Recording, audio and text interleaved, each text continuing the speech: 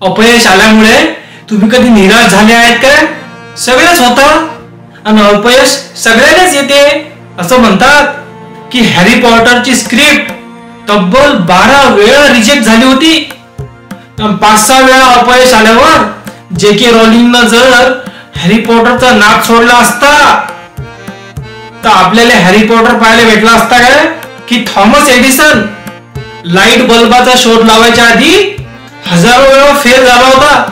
हजारो वेळा त्याला अपयश आलं, पण तरी शेवटी त्यानं लाईट बल्बाचा शोध लावलाच. एकदा ते काय म्हणे माहितीये? ते म्हणे की मी 10,000 वेळा अपयशी झालो नाही.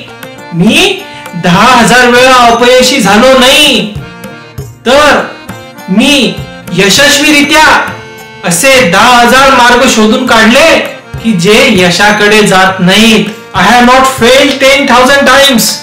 I have successfully found 10,000 ways that will not work. पॉझिटिव्हिटीची निस्ती तर्री भरली आहे या वाक्यात.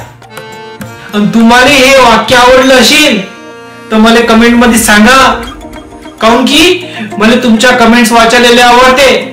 आणि जाता जाता एवढंच सांगतो की असा कोणताच यशस्वी माणूस नाही की जो कधीच अपयशी झाला नाही. ह्या वाक्यावर विचार करा आणि आजचा दिवस असा धडाक्यात सुरू करा.